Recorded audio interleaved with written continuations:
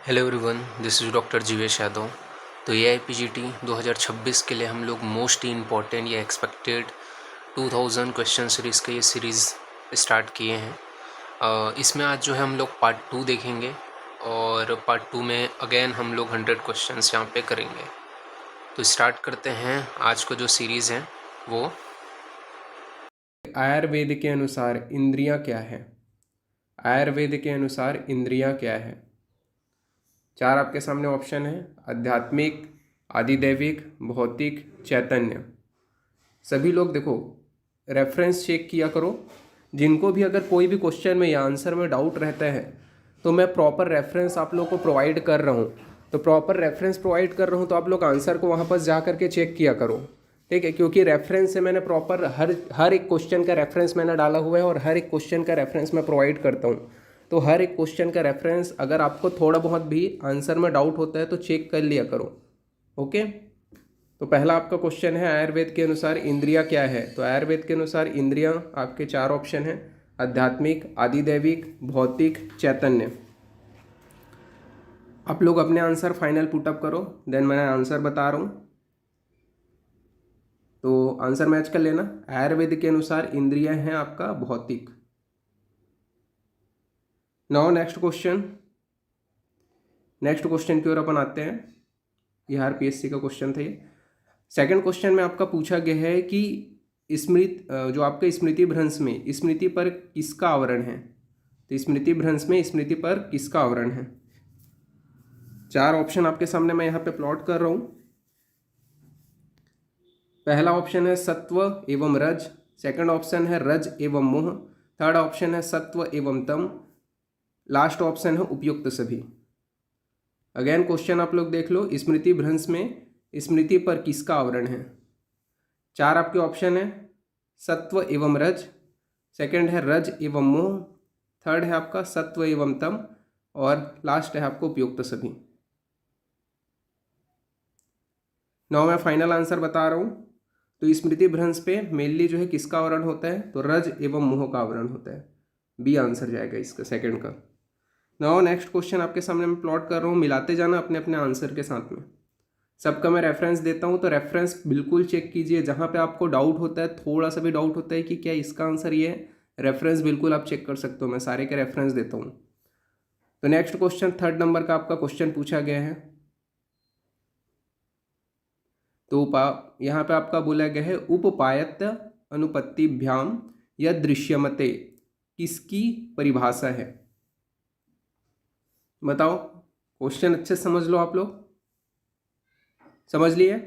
Now option की ओर अपन आते हैं। चार आपके पास ऑप्शन है: चिंतन, विचार, उन्वाय, संकल्प। अगेन क्वेश्चन देख लो आप लोग। यहाँ पे आपके चार ऑप्शन है: चिंतन, विचार, उन्वा, संकल्प। चलो ठीक है, फाइनल आंसर मैं बता रहा हूँ, अपने अपने आंसर के साथ मैच करते जाना। तो ये मेनली जो परिभाषा है वो विचार का परिभाषा है। थर्ड का आंसर जाएगा आपका बी, विचार का परिभाषा है। नाउ फोर्थ क्वेश्चन की ओर अपन आते हैं। देखो, ये महाराष्ट्र जो स्टेट एग्जाम हुआ तो उसमें आया था ये। तो मैं सारे ऐसे क्वेश्चन ही सेटअप कर रहा हूँ जो आने के चांसेस बहुत ज़्यादा हैं। तो फोर्थ क्वेश्चन यहाँ पे आपका बोला गया है, चरक मतानुसार क्षेत्रज्ञ किसका पर्याय है। चरक मतानुसार क्षेत्रज्ञ किसका पर्याय है। चार आपके ऑप्शन है यहाँ पे: शरीर, आत्मा, मन और हृदय। शरीर, आत्मा, मन और हृदय। अगेन क्वेश्चन आप लोग देख लो, चरक मतानुसार क्षेत्रज्ञ किसका पर्याय है। चार आपके पास ऑप्शन है: शरीर, आत्मा, मन और हृदय। मैच कर लिए। मैं फाइनल आंसर बता रहा हूँ, चरक मतानुसार क्षेत्रज्ञ जो है मेनली आत्मा का पर्याय है। तो फोर्थ का आपका आंसर जाएगा बी, आत्मा के लिए बोले हैं मेनली। नाउ फिफ्थ नंबर के क्वेश्चन की ओर आते हैं। फिफ्थ नंबर का क्वेश्चन आपका क्या पूछा गया है, ये देखो, ये MPSC MO के एग्जाम में आया था ये। तो यहाँ पे आपका फिल इन द ब्लैंक है: सुख हेतु समत्वेक डैश स दुर्लभ। क्वेश्चन समझो अच्छे से, देन अपन आंसर की ओर आएंगे। तो यहाँ पे आपका पहला जो बोला गया है ऑप्शन में आप लोगों को बता देता हूँ। पहला आपका मिथ्या योग, सेकंड आपका बोला गया है मिथ्या योग के बाद में अति योग, सी आपका बोला गया हीन योग और डी आपका बोला गया है समयोग। क्वेश्चन अगेन देख लो। चलो ठीक है, फाइनल आंसर मैं पुटअप कर रहा हूँ यहाँ पे। तो ये आपका क्या बोला जाता है, सुख हेतु समत्वेकः, क्या बोला जाता है, समत्वेकः समयोगः समयोगः सुदुर्बलः। तो क्या होगा, समयोग जाएगा यहाँ पे, समयोग। नाउ नेक्स्ट क्वेश्चन की ओर आते हैं, 6 नंबर के क्वेश्चन की ओर। देखो NIA लेक्चरर का जो एग्जाम हुआ था 2010, उसका क्वेश्चन पेपर का था वो। देन 6 नंबर का क्वेश्चन यहाँ पे पूछा गया है, न च वृत गर्भो, ये किस प्रकार के बच्चे के जन्म को दर्शाता है। क्वेश्चन अच्छे समझ लो। नाउ ऑप्शन आपके पास 4 हैं, पुरुष, महिला, नपुंसक, कोई नहीं। पुरुष, महिला, नपुंसक, कोई नहीं। अगेन क्वेश्चन मैं यहाँ पे दिखा देता हूँ। चलो फाइनल आंसर पुटअप कर रहा हूँ मैं। तो न च वृत गर्भो, ये किस प्रकार के बच्चों को जन्म के लिए दर्शाता है, तो मेनली महिला के लिए दर्शाता है, फीमेल के लिए दर्शाता है। 6 का आपका आंसर जाएगा बी। नाउ नेक्स्ट क्वेश्चन की ओर अपन आगे बढ़ते हैं। नेक्स्ट क्वेश्चन आपका क्या बोला गया है, तो यहाँ पे लक्षण बताएगा।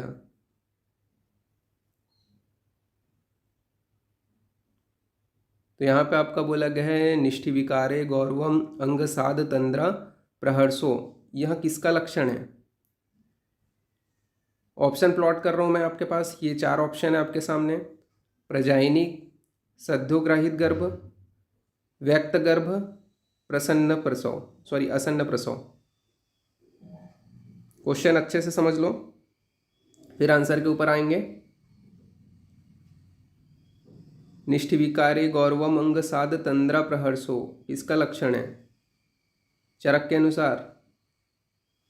फाइनल आंसर बता रहा हूं मैं, सद्योग्राहित गर्भ का। ओके, मैच करते जाना अपने अपने आंसर के साथ में। नाउ नेक्स्ट क्वेश्चन की ओर अपन आते हैं। 8th में आपका बोला गया है, आचार्य चरक के अनुसार वक्री संतान उत्पत्ति में कौन से कारण हैं। आचार्य चरक के अनुसार वक्री संतान उत्पत्ति में कौन से कारण हैं। 4 आपके सामने ऑप्शन है, शुक्र दुर्बलता, माता के शरीर का सीधा न होना, वायु और अग्नि दुष्टि। इसके अलावा डी ऑप्शन है, ए और बी दोनों। अगेन क्वेश्चन आप लोग समझ लो, 8th नंबर का। आचार्य चरक के अनुसार वक्री संतान उत्पत्ति में कौन से कारण हैं। 4 आपके ऑप्शन है, शुक्र दुर्बलता, माता के शरीर का सीधा न होना, वायु और अग्नि दुष्टि।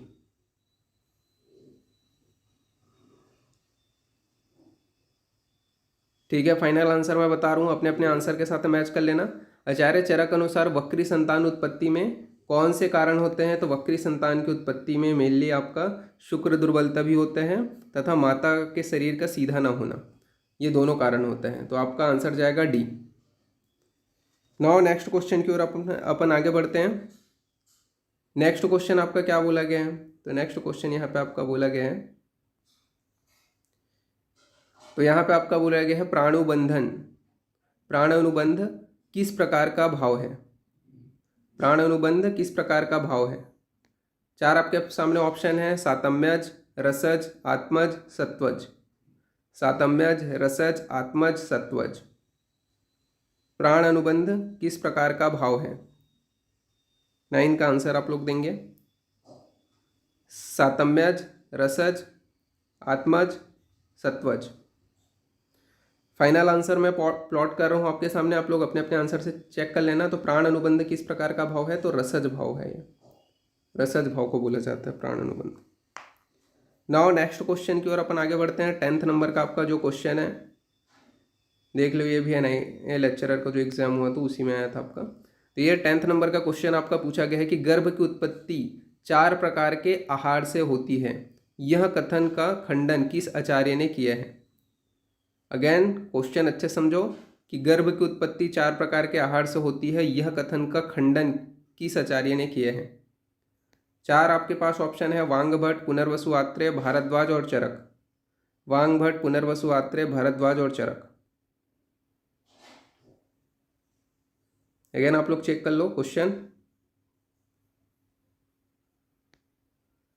यहाँ पे।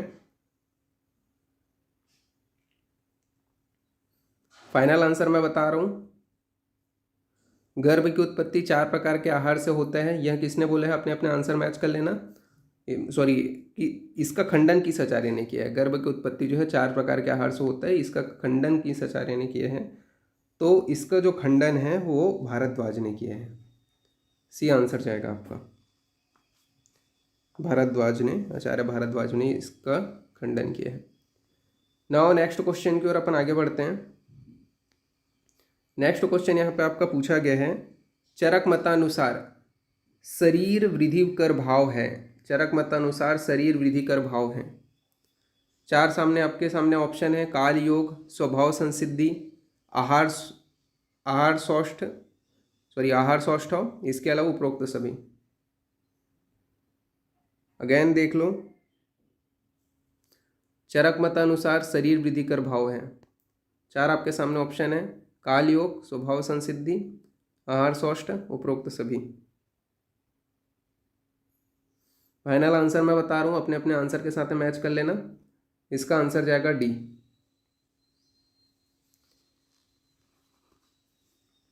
नाउ नेक्स्ट क्वेश्चन की ओर अपन आगे बढ़ते हैं।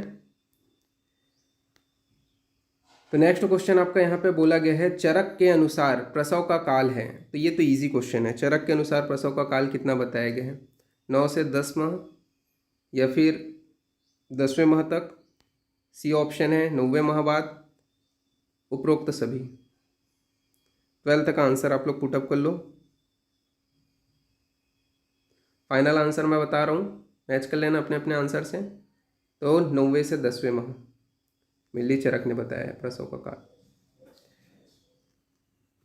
नाउ नेक्स्ट क्वेश्चन की ओर अपन आगे बढ़ते हैं। तो नेक्स्ट क्वेश्चन यहाँ पे आपका 13th नंबर का आपका क्वेश्चन यहाँ पे पूछा गया है कि चरक द्वारा निम्नांकित में से किस सत्व के लक्षण में दीर्घदर्शिनम बताया गया है? चरक द्वारा निम्नांकित में से किस सत्व के लक्षण में दीर्घदर्शिनम बताया गया है? 4 ऑप्शन है आपके पास, अर्श, इंद्र, वारुण, याम्य। अगेन देख लो,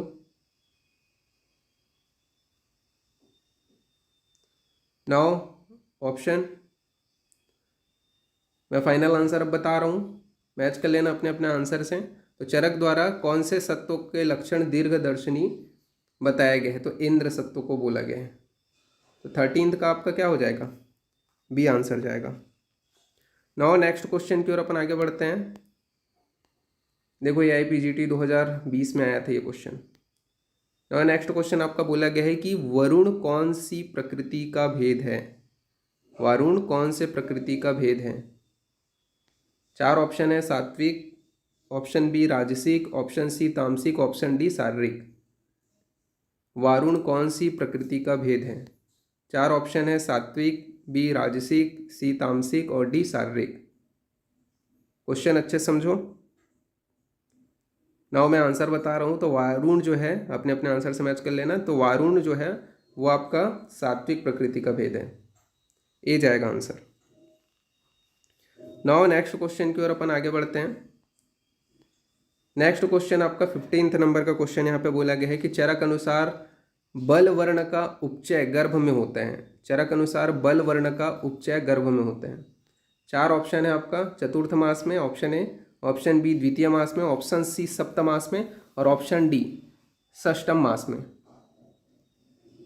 अगेन 15th नंबर का क्वेश्चन आप लोग देखो, चरक अनुसार बल वर्ण का उपचय गर्भ में होता है।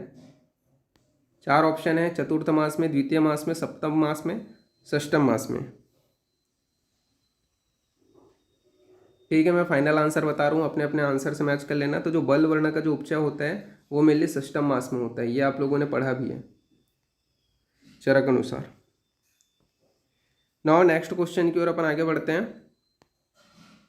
ये मैंने कहाँ पे पढ़ाया था, तो जब गोविंद पारिक पढ़ाया तो उस समय बताया था इसको कंपेरेटिव में। 16th नंबर का जो क्वेश्चन है, तो चरक अनुसार गर्भणी में द्वय हृदय की उत्पत्ति किस मास में होती है। 16 नंबर का क्वेश्चन है, जो चरक अनुसार गर्भणी में द्वय हृदय की उत्पत्ति किस मास में होती है। 4 ऑप्शन है आपके पास, दूसरे, तीसरे, चौथे, पांचवें।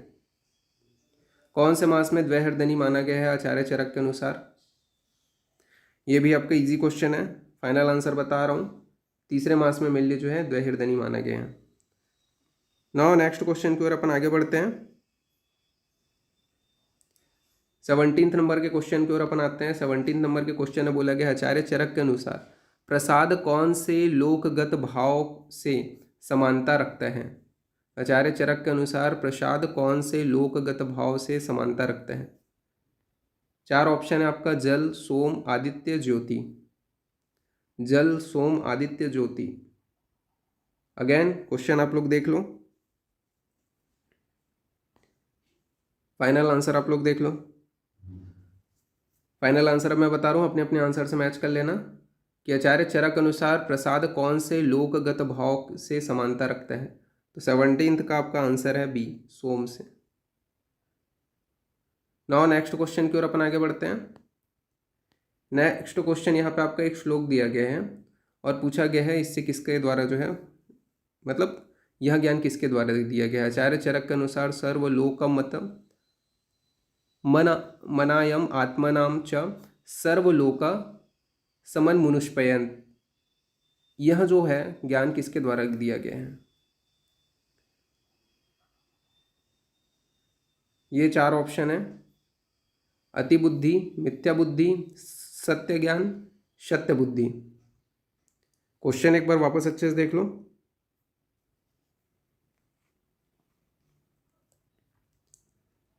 फाइनल आंसर अपने पुटअप कर लो। फाइनल आंसर मैं बता रहा हूं, तो सत्य बुद्धि के लिए बोला गया है। नाउ नेक्स्ट क्वेश्चन की ओर अपन आगे बढ़ते हैं। नेक्स्ट क्वेश्चन यहाँ पे आपका पूछा गया है कि दुख की प्रवृत्ति से कितने प्रकार के विकार उत्पन्न होते हैं। दुख की प्रवृत्ति से कितने प्रकार के विकार उत्पन्न होते हैं। 4 आपके सामने ऑप्शन है, 4, 6, 8, 10। दुख की प्रवृत्ति से कितने प्रकार के विकार उत्पन्न होते हैं। फाइनल आंसर पुटअप कर लिया, मैं फाइनल आंसर अब बता रहा हूँ। तो टोटल 8 प्रकार के विकार उत्पन्न होते हैं, सी जाएगा आंसर। नाउ नेक्स्ट क्वेश्चन की ओर अपन आगे बढ़ते हैं। नेक्स्ट क्वेश्चन है आपका 20th नंबर का क्वेश्चन। तो आचार्य चरक के अनुसार निम्नलिखित में से कौन सा कर्म अनुपाय है। आचार्य चरक के अनुसार निम्नलिखित में से कौन सा कर्म अनुपाय है। 4 ऑप्शन आपके सामने मैं प्लॉट कर रहा हूँ, प्रोक्षण, याजन, याचन, त्रिश्वन, उपरोक्त सभी। अगेन मैं यहाँ पे आप लोगों को बता देता हूँ, आचार्य चरक के अनुसार निम्नलिखित में से कौन सा कर्म अनुपाय है। 4 ऑप्शन है आपके सामने, प्रोक्षण, याजन, याचन, इसके अलावा त्रिश्वन, उपरोक्त सभी। क्वेश्चन देख लो,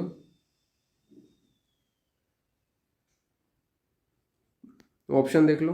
फाइनल आंसर हो गया आप लोग का, मैं बता रहा हूँ अब। आचार्य चरक के अनुसार निम्नलिखित में से कौन सा कर्म अनुपाय है। तो आपका मेनली जो प्रोक्षण है वो है, इसके अलावा याजन भी है, याचन भी है, त्रिश्वन भी है। तो उपरोक्त सभी जाएगा यहाँ पे, आंसर डी जाएगा। नाउ नेक्स्ट क्वेश्चन की ओर अपन आगे बढ़ते हैं। तो नेक्स्ट क्वेश्चन में आपका क्या पूछा गया है। तो नेक्स्ट क्वेश्चन में यहाँ पे आपका पूछा गया है 21 नंबर का जो क्वेश्चन है। तो मरीचि कश्यप के अनुसार गर्भ में किस अंग की उत्पत्ति पहले होती है। मरीचि कश्यप के अनुसार गर्भ में किस अंग की उत्पत्ति पहले होती है। 4 आपके सामने ऑप्शन है, सभी अंग प्रत्यांग, नाभि, हृदय, अविचार्य। ठीक है, मतलब अविचार्य है। 4 ऑप्शन है, मरीचि कश्यप के अनुसार गर्भ में किस अंग की उत्पत्ति पहले होती है। सभी अंग प्रत्यांग, नाभि, हृदय, अविचार्य। चलो ठीक है, फाइनल आंसर मैं बता रहा हूँ। तो जो मरीचि कश्यप है उनके अनुसार जो है प्रथम जो अंग की उत्पत्ति जो बताई गई है वो अविचार्य है, डी आंसर जाएगा यहाँ पे। मिलाते जा रहे हो ना। नाउ नेक्स्ट क्वेश्चन की ओर अपन आगे बढ़ते हैं। 22 नंबर का क्वेश्चन आपका शरीर स्थान का क्या पूछा गया है 22 में। तो चरक संहिता के अनुसार कुक्षी में गर्भ की स्थिति के संदर्भ में कौन सा तथ्य सत्य है। चरक संहिता के अनुसार कुक्षी में गर्भ की स्थिति के संदर्भ में कौन सा तथ्य सत्य है। चार आपके तथ्य मैं बता रहा हूं अब। पहला आपका बोला गया है मातुः उदर अभिमुखम अधोशिरा। सेकंड आपका बोला गया है मातु पृष्ठ अभिमुखम अधोशिरा। थर्ड आपका बोला गया है मातु पृष्ठ अभिमुखम ऊर्ध्वशिरा। फोर्थ आपका बोला गया है मातु उदर अभिमुखम ऊर्ध्वशिरा। कौन सा कथन सत्य है ये आप लोगों को बताना है। कौन सा कथन सत्य है ये आप लोगों को बताना है। फाइनल आंसर पुट अप कर लिया आप लोग, मैच कर लो सही आंसर से। तो ये मेनली आपका जो बोला गया है ट्रूथ आपको बताना है कि कुक्षी में गर्भ की स्थिति के संदर्भ में। तो कुक्षी में गर्भ की स्थिति के संदर्भ में जो होता है मातु पृष्ठ अभिमुखम ऊर्ध्वशिरा ये बोला गया है। तो ये आपका बोला गया है पृष्ठ अभिमुखम ऊर्ध्वशिरा मातु। तो सी आंसर जाएगा। नाउ नेक्स्ट क्वेश्चन की ओर अपन आते हैं। नेक्स्ट क्वेश्चन आपका क्या बोला गया है वो अपन देख लेते हैं। BHU 2016 का ये क्वेश्चन था। 23 नंबर का क्वेश्चन यहाँ पे अपन आते हैं। तो आहार परिणाम कर भाव में क्लेद का कार्य है। आहार परिणाम कर भाव में क्लेद का कार्य है। चार ऑप्शन है आपके पास। मार्दव जनन, बी है शैथिल्य उपादेयी, इसके अलावा सी है आपका अपकर्षित और डी है आपका ए और बी दोनों। अगेन चेक कर लो 23 नंबर का question. Option final put up कर लो आप लोग। मैं आंसर बता रहा हूं। यहाँ पे आहार परिणाम कर भाव में क्लेद का कार्य क्या होता है शैथिल्य अपादेयी, ये मिल्ली कार्य होता है। बी आंसर जाएगा 23 का आपका बी। नाउ नेक्स्ट क्वेश्चन की ओर अपन आगे बढ़ते हैं। 24 नंबर का क्वेश्चन मैं आपके सामने प्लॉट कर रहा हूँ। 24 नंबर का आप लोग आंसर बताओ। आचार्य चरक के अनुसार किस अंग को प्राप्त होकर प्रसव के होने की प्रकृति कहते हैं। मतलब उसे स्वभाव जो है स्वभाव कहते हैं, प्रकृति स्वभाव कहते हैं। तो आचार्य चरक के अनुसार किस अंग को प्राप्त होकर प्रसव के होने को प्रकृति कहते हैं। प्रकृति मतलब स्वाभाविक प्रसव ऐसा बोल सकते हैं। तो यहाँ पे आपका चार ऑप्शन है आपका हाथ, सिर, जघन, नितंब।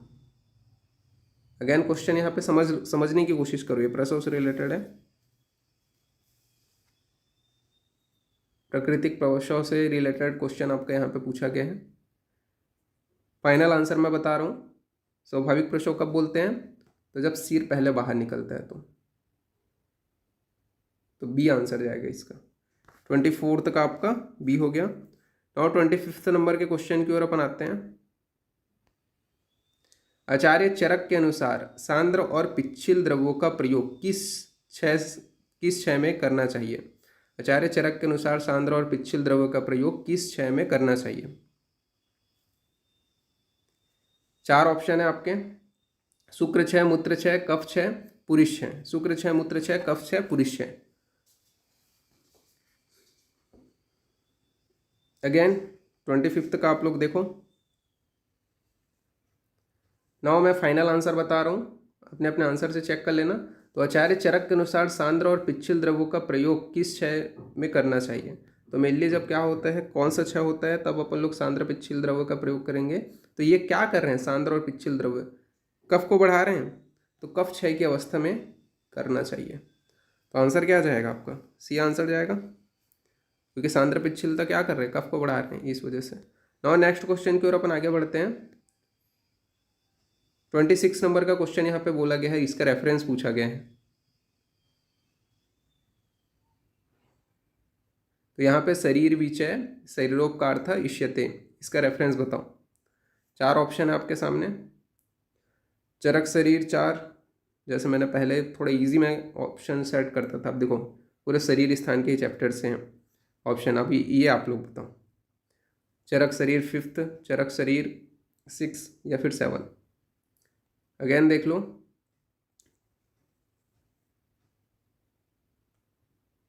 तो यहाँ पे मैं फाइनल आंसर आप लोग को बता रहा हूँ। तो ये जो बोला गया है शरीर विच शरीरोपकार था इष्यते, यह मेनली चरक शरीर 6 का रेफरेंस है, चरक शरीर 6 का। नाउ नेक्स्ट क्वेश्चन की ओर अपन आते हैं। तो नेक्स्ट क्वेश्चन में यहाँ पे आपका 27 नंबर का क्वेश्चन पूछा गया है। तो 27 नंबर के क्वेश्चन में बोला गया है कि गर्भ की परम आयु होती है, बताओ। 4 ऑप्शन है आपका, 9वां मास, 1 वर्ष, 100 वर्ष, 101 वर्ष। तो ये 27 का आप लोग आंसर बताओ। तो चलो ठीक है, मैं फाइनल आंसर बता रहा हूँ, ये बहुत इजी है। परम आयु जो होता है वो आपका 100 वर्ष बताया गया है। नाउ नेक्स्ट क्वेश्चन की ओर अपन आगे बढ़ते हैं। तो नेक्स्ट क्वेश्चन आपका क्या पूछा गया है यहाँ पे। तो यहाँ पे आपका बोला गया है कि स्वभाव संसिद्धि है। स्वभाव संसिद्धि क्या है? तो स्वभाव संसिद्धि से रिलेटेड यहाँ पे आपका क्वेश्चन है। 4 ऑप्शन यहाँ पे आपका दिया गया है स्वभाव संसिद्धि से रिलेटेड। पहला आपका ऑप्शन दिया गया है कि शरीर वृद्धि कर भाव है। सेकंड ऑप्शन आप दिया गया है कि बल वृद्धि कर भाव है। थर्ड आपका बोला गया है कि उपरोक्त दोनों हैं। उसके अंदर डी आपका बोला गया है कि आहार परिणाम कर भाव है। तो ये तो बहुत ईजी है, आप लोग को आंसर याद भी होगा। स्वभाव संसिद्धि किससे रिलेटेड है? फाइनल आंसर मैं बता रहा हूँ। तो ये मेनली क्या है, शरीर वृद्धि कर भी भाव है, बल वृद्धि कर भी भाव है। तो उपरोक्त तो दोनों आएगा, बी आंसर जाएगा आपका। नाउ नेक्स्ट क्वेश्चन की ओर अपन आते हैं। तो नेक्स्ट क्वेश्चन आपका क्या पूछा गया है। तो यहाँ पे आपका 29 नंबर का जो क्वेश्चन है इसके ऊपर अपन आते हैं। तो 29 नंबर के क्वेश्चन में आपका यहाँ पे ये पूछा गया है कि पंच महाभूत विकार समुदायत्वम संबंधित है, किससे संबंधित है? 4 आपके ऑप्शन है, आत्मा, मन, शरीर, दोष। इजी है ये भी क्वेश्चन, ज़्यादा टाइम नहीं इसमें वेस्ट करना है। फाइनल आंसर पुटअप कर लिया आप लोग। तो बता रहा हूँ मैं फाइनल आंसर, तो शरीर से सी आएगा इसका आंसर 29 का। नाउ 30 नंबर के क्वेश्चन की ओर अपन आते हैं। 30 नंबर के क्वेश्चन में आपका बोला गया है आचार्य चरक ने 360 अस्थियों में निम्न में से किसकी गणना अस्थि में नहीं की है? अब यहाँ पे ये वाला बताओ मेरे को, दंत है या फिर दंतोलूखल है या नख है? बताओ। 360 में से इसको अस्थि के अंतर्गत गणना नहीं की है, या फिर उपरोक्त में से कोई नहीं? चलो फाइनल आंसर मैं बता रहा हूँ। तो दंत का वर्णन उन्होंने किया है अस्थि के अंतर्गत, दंतोलूखल का भी वर्णन किया है और नख का भी वर्णन किया है। तो देख लो कौन सा ऑप्शन जाएगा, डी जाएगा, उपरोक्त में से कोई नहीं। नाउ नेक्स्ट क्वेश्चन की ओर अपन आगे बढ़ते हैं। नेक्स्ट क्वेश्चन आपके सामने मैं यहाँ पे प्लॉट कर रहा हूँ, उदयपुर पीजी 2007 का वो क्वेश्चन था। फिर 31 नंबर का यहाँ पे आपका क्वेश्चन है, आचार्य चरक ने लसिका की गणना किसके अंतर्गत की है? आचार्य चरक ने लसिका की गणना किसके अंतर्गत की है? 4 आपके सामने ऑप्शन है, रस, उदक, कफ, रक्त। रस, उदक, कफ, रक्त। अगेन क्वेश्चन समझ लो, आचार्य चरक ने लसिका की गणना किसके अंतर्गत की है? रस, उदक, कफ, रक्त। फाइनल आंसर मैं बता रहा हूँ, अपने अपने आंसर से मैच कर लेना। तो जो लसिका की जो गणना है वो मेरे लिए आचार्य चरक ने उदक के अंतर्गत की है। आंसर जाएगा आपका बी। नाउ 32 नंबर के क्वेश्चन की ओर अपन आते हैं। 32 नंबर के क्वेश्चन में आपका क्या पूछा गया है? तो यहाँ पे बोला गया है स्त्री पुरुष में अधोलिखित कर्मेंद्रियां होते हैं। तो स्त्री पुरुष में अधोलिखित कर्मेंद्रियां होता है, क्या होता है आपका? यहाँ पे 4 ऑप्शन है, त्वचा, शब्द ग्रहण, उपस्थ। तो अधोलिखित जो कर्मेंद्रिय है वो क्या है? इजी है ये, फाइनल आंसर बता रहा हूँ, आप लोग मैच कर लेना। तो उपस्थ आएगा, डी जाएगा आंसर। नाउ नेक्स्ट क्वेश्चन की ओर अपन आगे बढ़ते हैं। नेक्स्ट क्वेश्चन देखो, बिहार पीएससी 1998 का था ये। फिर 33 नंबर का क्वेश्चन है, चरक अनुसार मेद धातु का प्राकृतिक परिमाण कितना होता है? अब ये बताओ मेरे को, 2 अंजलि, आधा अंजलि, 1 अंजलि या 3 अंजलि? एक लाइन का क्वेश्चन है, इसमें ज़्यादा टाइम वेस्ट नहीं करना है। फाइनल आंसर मैं बता रहा हूँ, अपने अपने आंसर से मैच कर लेना आप लोग। तो जो आपका मेद धातु होता है उसका प्राकृतिक जो परिमाण होता है वो आपका होता है 2 अंजलि। नाउ नेक्स्ट क्वेश्चन की ओर अपन आगे बढ़ते हैं। 34th नंबर का जो क्वेश्चन है आपका, तो 34th नंबर के क्वेश्चन में बोला गया है चरक मतानुसार श्रोणी फलक में अस्थियों की संख्या होती है। चरक मतानुसार श्रोणी फलक में अस्थियों की संख्या होती है 5। आपके यहाँ पे सॉरी ऑप्शन 4 दिए गए हैं, 2, 3, 4, 5। कितने होते हैं श्रोणी फलक में अस्थियों की संख्या? नो फाइनल आंसर बता रहा हूँ, ये भी एक लाइन का ही है, इजी है, सीधा डायरेक्ट क्वेश्चन है, ये टू द पॉइंट है, घूमने वाला है ही नहीं। ऐसे क्वेश्चन में ज़्यादा टाइम नहीं लगाना है आपको। 2 बताया गया है। नाउ नेक्स्ट क्वेश्चन की ओर अपन आगे बढ़ते हैं। 35th नंबर का क्वेश्चन यहाँ पे दिया गया है, निम्न में से आचार्य चरक द्वारा वर्णित कोष्ठांग नहीं है। कौन सा कोष्ठांग के अंतर्गत नहीं आता चरक द्वारा? अमाशय, वपवहन, उंडुक, पुरीषधरा। अगेन देख लो, आचार्य चरक के अनुसार कौन सा कोष्ठांग के अंतर्गत नहीं है, ये भी डायरेक्ट है। फाइनल आंसर पुटअप कर लिया। मैं अपना फाइनल आंसर यहाँ पे आप लोग को बता रहा हूँ कि चरक अनुसार कोष्ठांग के अंतर्गत नहीं आता है तो अमाशय आता है, वपवहन भी आता है, उंडुक नहीं आता है। उंडुक को उन्होंने नहीं रखा है, पुरीषधरा को उन्होंने रखा है कोष्ठांग के अंतर्गत। नाउ नेक्स्ट क्वेश्चन की ओर अपन आगे बढ़ते हैं। तो नेक्स्ट क्वेश्चन यहाँ पे आपके सामने है 36 नंबर का, तो फिल इन द ब्लैंक है अगेन। तो यहाँ पे आपका बोला गया है डैश पाणी पाद हृदयानी, चरक का है ये। 4 ऑप्शन है आपका, एकांक, द्वय, त्रीणी, चत्वारी। 36 का आप लोग आंसर बताओ। क्वेश्चन ये भी एकदम ईजी है, टू द पॉइंट है। फाइनल आंसर मैं बता रहा हूँ। तो यहाँ पे आपका क्या बोला जाता है, चत्वारी पाणी पाद हृदयानी। तो 36 का आपका क्या जाएगा, डी जाएगा आंसर। चत्वारी यहाँ पे डी में ही है। नाउ नेक्स्ट क्वेश्चन की ओर अपन आगे बढ़ते हैं। नेक्स्ट क्वेश्चन यहाँ पे आपका 37 नंबर का क्वेश्चन है। क्या पूछा गया है कि अक्षिवत्म की संख्या है चरक के अनुसार, अक्षिवत्म की संख्या है चरक के अनुसार। 4 ऑप्शन है, 1, 2, 4, 6। अक्षिवत्म की संख्या कितनी बताई गई है? 1, 2, 4, 6। ईजी है, सीधा क्वेश्चन है। फाइनल आंसर बता रहा हूँ, अपने अपने आंसर के साथ मैच कर लेना। तो उन्होंने 4 बताया अक्षिवत्म की संख्या, सी आंसर जाएगा इसका। नाउ नेक्स्ट क्वेश्चन की ओर अपन आगे बढ़ते हैं। एक मिनट, हाँ नेक्स्ट क्वेश्चन की ओर अपन आगे बढ़ते हैं। 38 नंबर का क्वेश्चन। 38 नंबर के क्वेश्चन में बोला गया है चरक अनुसार धमनियों के सूक्ष्म मुखाग्र हैं। तो धमनियों के सूक्ष्म मुखाग्र कितने हैं? देखो यहाँ पे ऑप्शन आप लोग के सामने है।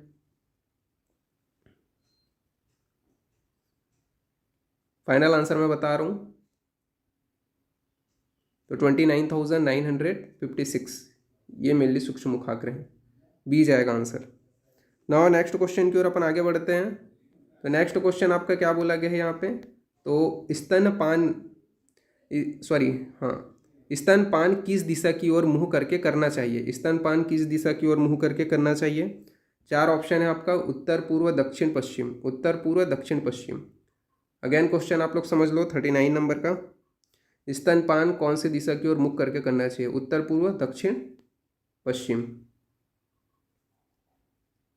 चलो ठीक है, फाइनल आंसर मैं बता रहा हूँ। तो स्तनपान किस दिशा की ओर मुख करके करना चाहिए? तो पूर्व दिशा की ओर, बी आपका आंसर जाएगा। नाउ नेक्स्ट क्वेश्चन की ओर अपन आगे बढ़ रहे हैं। तो देखो MPPSC 2009 में आपके ये क्वेश्चन आया था। तो यहाँ पे 40 नंबर का क्वेश्चन है, नवजात शिशु का नामकरण संस्कार चरक मतानुसार कब करना चाहिए? नवजात शिशु का नामकरण संस्कार चरक मतानुसार कब करना चाहिए? 4 ऑप्शन है आपका, 8वें दिन, 9वें दिन, सी है आपका 10वें दिन, डी है आपका 4थे दिन। नवजात शिशु का नामकरण संस्कार कब करना चाहिए? 4 ऑप्शन है, ये भी सीधा ही है। फाइनल आंसर मैं बता रहा हूँ, मैच कर लेना अपने अपने आंसर के साथ में। तो मेनली 10वें दिन करना चाहिए, सी आंसर जाएगा। नाउ नेक्स्ट क्वेश्चन की ओर अपन आगे बढ़ते हैं। MPPSC 2009 का क्वेश्चन था वो। फिर 41 नंबर का क्वेश्चन है, चरक के अनुसार कौन सा महाभूत संगठन श्याम वर्णकर है? बताओ कौन सा महाभूत संगठन श्याम वर्णकर है? 4 ऑप्शन है आपके पास, जल, आकाश, पृथ्वी, वायु, तेज वायु, इसके अलावा सम सर्व धातु। अगेन क्वेश्चन समझ लो, इसके ऊपर भी ज़्यादा टाइम अपने को इन्वेस्ट नहीं करना है, इजी क्वेश्चन है। सम सर्व धातु, ये आपका जाएगा आंसर, डी जाएगा। नाउ नेक्स्ट क्वेश्चन की ओर अपन आगे बढ़ते हैं, अपने अपने आंसर मैच करते जाओ। देखो बिहार PSC 1998 का है।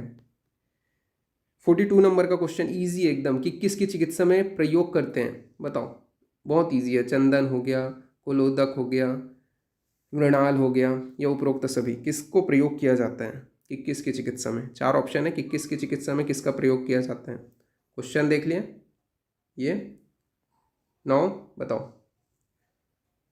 चलो फाइनल आंसर बता रहा हूँ, अपने अपने आंसर से मैच कर लेना। तो चंदन का भी प्रयोग करते हैं, कुलोदक का भी प्रयोग करते हैं, मृणाल का भी प्रयोग करते हैं। तो क्या आएगा आंसर, डी जाएगा, उपरोक्त सभी। नाउ नेक्स्ट क्वेश्चन की ओर अपन आगे बढ़ते हैं। देखो CGPSC MO का जो 2010 का एग्जाम था उसमें ये क्वेश्चन आया था। फिर अपन नेक्स्ट क्वेश्चन की ओर अपन आगे बढ़ते हैं। 43 नंबर का क्वेश्चन, चरक मत अनुसार प्रसवोत्तर कालिक आहार विहार में सर्वप्रथम क्या प्रयुक्त करते हैं। चरक मत अनुसार प्रसवोत्तर कालिक आहार विहार में सर्वप्रथम क्या प्रयुक्त करते हैं। चार ऑप्शन है आपके, पंचकोल, त्रिफला, त्रिकटु, तंडुलोदक। अगेन क्वेश्चन समझ लो, प्रसवकालीन आहार विहार में सर्वप्रथम क्या प्रयुक्त करते हैं। ऑप्शन 4 है पंचकोल, त्रिफला, त्रिकटु, तंडुलोदक। फाइनल आंसर बता रहा हूँ, चरक ने क्या बोला है, प्रसवोत्तर जो आहार काल है उसमें सर्वप्रथम पंचकोल के प्रयोग करने के विषय में बताया है। 43 का ये आएगा आंसर। नाउ नेक्स्ट क्वेश्चन की ओर अपन आगे बढ़ते हैं। ये भी आपका MPPSC जो MO का एग्जाम हुआ था 2015 उसका क्वेश्चन था वो। 44 नंबर के क्वेश्चन की ओर आते हैं। तो सूतिका स्वस्थवृत्ति पालन प्रसव के कितने दिन पश्चात होती है। सूतिका स्वस्थवृत्ति पालन प्रसव के कितने दिन पश्चात होती है। चार आपके ऑप्शन है, 10 दिन, द्वादश, सप्तम, नवम। अगेन क्वेश्चन समझो, सूतिका स्वस्थवृत्ति पालन प्रसव के कितने दिन पश्चात होती है। चार ऑप्शन है, फाइनल आंसर मैं बता रहा हूँ, अपने अपने आंसर से मैच कर लेना। तो जो सूतिका होती है वो स्वस्थवृत्ति का पालन कितने दिन पश्चात होती है। तो यहाँ पे आपका सूतिका स्वस्थवृत्ति की जो पालन है वो मिल लिया आचार्य चरक ने 7 दिन बोला है। नाउ नेक्स्ट क्वेश्चन की ओर अपन आगे बढ़ते हैं। नेक्स्ट क्वेश्चन ये भी आपका वही है, उसी से ही था MPPSC। अब यहाँ पे आपके रीजन एजेशन का क्वेश्चन है। अब यहाँ पे ये आप लोग बताओगे। पहला आपका रीजन मतलब जो अजेशन है, यहाँ वही है रीजन एजेशन। तो सबसे पहले बात करते हैं आपका अजेशन क्या दिया गया है। अजेशन क्या दिया गया है, तो अजेशन बोला गया है कि भद्र काव्य के अनुसार गर्भिणी स्त्री को अष्टम मास में घृत युक्त क्षीर या वागु का सेवन नहीं कराना चाहिए। अगेन मैं आपका अजेशन रिपीट कर रहा हूँ, भद्रकाव्य के अनुसार गर्भिणी स्त्री को अष्टम मास में घृत युक्त क्षीर या वागु का सेवन नहीं करना चाहिए। रीज़न ये बोला गया है कि गर्भिणी द्वारा अष्टम मास में घृत युक्त क्षीर या वागु का सेवन से गर्भ का वर्ण पिंगल वर्ण का हो जाता है। अगेन रीज़न जो रीज़न है वो रिपीट कर रहा हूँ कि गर्भिणी द्वारा अष्टम मास में घृत युक्त क्षीर या वागु का सेवन करने से गर्भ का वर्ण पिंगल वर्ण का हो जाता है। अब बताओ, यहाँ पे चार ऑप्शन है आपके, कौन सा सही है। रीजन अजेशन दोनों गलत हैं, या फिर रीजन सही है अजेशन गलत है। अगेन यहाँ पे आप समझो अच्छे से, ये आपके लिए ही बनाया गया है। ये बहुत आजकल इससे रिलेटेड क्वेश्चन आपके आ रहे हैं रीजन अजेशन से। तो जो जो आपके प्लॉट होंगे मैं बताता जाऊँगा, ज़्यादा से ज़्यादा कोशिश करूँगा। नो फाइनल आंसर मैं बता रहा हूँ, देखो अब समझो। अब फाइनल आंसर आप लोग अब मिला लेना। पहला आपका बोला गया है कि क्या बोला गया है, अजेशन कि भद्र काव्य के अनुसार गर्भिणी स्त्री को अष्टम मास में घृत युक्त क्षीर या वागु का सेवन नहीं कराना चाहिए। बिल्कुल सही है, पहला जो अजेशन है बिल्कुल सही है। गर्भिणी स्त्री द्वारा अष्टम मास में घृत युक्त क्षीर या वागु का सेवन से गर्भ का वर्ण पिंगल वर्ण का हो जाता है। ये रीजन भी बिल्कुल सही है, रीजन अजेशन सही है। और क्या है, रीजन जो है अजेशन की सही व्याख्या करता है, क्योंकि अष्टम मास में क्या होता है, पिंगल वर्ण हो जाता है अगर आप घृत युक्त क्षीर युक्त या वागु का सेवन कराओगे तो बिल्कुल सही है आपका। तो देख लो, रीजन अजेशन बोथ आर करेक्ट, और जो रीजन है वो अजेशन की सही व्याख्या करते हैं। तो यहाँ पे डी आंसर जाएगा। नाउ नेक्स्ट क्वेश्चन की ओर अपन आगे बढ़ते हैं। नेक्स्ट क्वेश्चन आपका 46 नंबर का क्वेश्चन यहाँ पे आपका आया है। 46 नंबर में बोला गया है, चरक अनुसार जातक कर्म समय कर्मानुसार किस अवयव का शोधन करना चाहिए? तो जात कर्म समय कर्मानुसार किस अवयव का शोधन करना चाहिए चरक अनुसार? अब देख लो, ये 4 अवयव, 4 आपके ऑप्शन मैंने प्लॉट कर लिया है। ओष्ठ, जीवा, कंठ, तालु, ऑप्शन ए। ऑप्शन बी है जीवा, तालु, कंठ, ओष्ठ। ऑप्शन सी है जीवा, कंठ, ओष्ठ, तालु। ऑप्शन डी है तालु, ओष्ठ, कंठ, जीवा। तो जात कर्म के अनुसार बताओ। फाइनल आंसर मैं बता रहा हूँ, अपने अपने आंसर से मैच कर लेना। तो ये मेनली तालु, ओष्ठ, कंठ, जीवा, इनका शोधन करना चाहिए। नाउ नेक्स्ट क्वेश्चन की ओर अपन आगे बढ़ते हैं। तो नेक्स्ट क्वेश्चन यहाँ पे आप क्या पूछा गया है? तो यहाँ पे आपका जो है, देखो श्लोक बोला गया है, इसका रेफरेंस बताइए।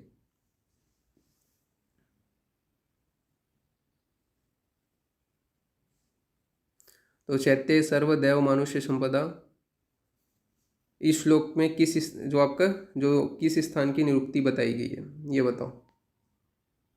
4 ऑप्शन है आपके सामने।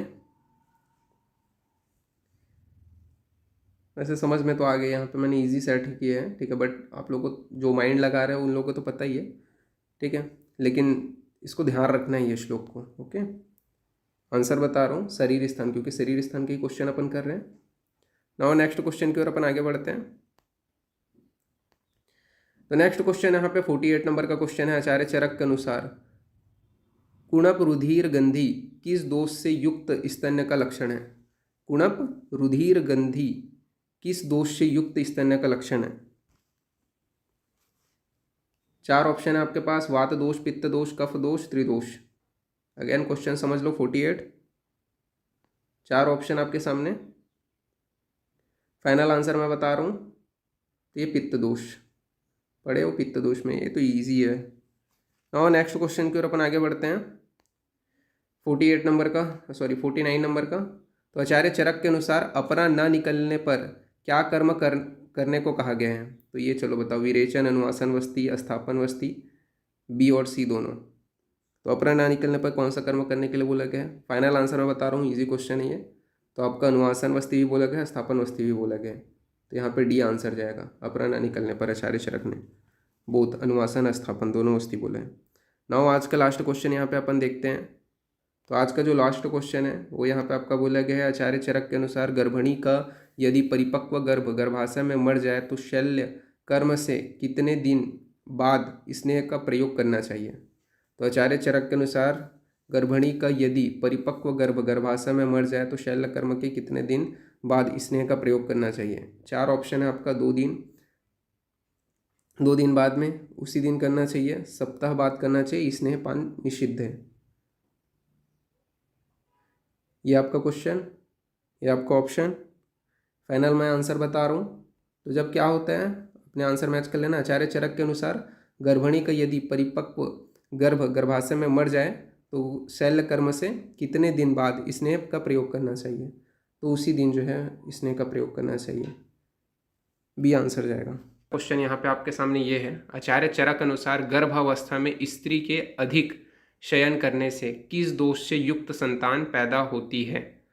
51 नंबर का क्वेश्चन है ये। आचार्य चरक के अनुसार गर्भावस्था में स्त्री के अधिक शयन करने से किस दोष से युक्त संतान पैदा होते हैं? 4 ऑप्शन है आपके सामने। ऑप्शन ए है उदावर्त, ऑप्शन बी है अनह, ऑप्शन सी है मंद अग्नि और ऑप्शन डी है अपस्मार। अगेन क्वेश्चन 51 नंबर का। नाउ फाइनल आंसर मैं बता रहा हूँ, अपने अपने आंसर से मैच करना। आचार्य चरक अनुसार गर्भावस्था में स्त्री के अधिक शयन करने से किस दोष से युक्त संतान उत्पन्न होते हैं? तो मेनली मंद अग्नि से युक्त संतान की उत्पत्ति होती है। तो आंसर क्या जाएगा आपका? सी जाएगा 51 का। नाउ मैच कर लो अपने अपने आंसर से। फिर 52 नंबर का क्वेश्चन आपके सामने मैं प्लॉट कर रहा हूँ। 52 नंबर का क्वेश्चन आपके सामने ये रहा। क्या क्वेश्चन पूछा गया यहाँ पे? आचार्य चरक अनुसार गर्भिणी द्वारा किस प्रकार का आहार करने पर संतान नेत्र रोग, त्वक रोग और रक्तपित्त रोग से पीड़ित होती है?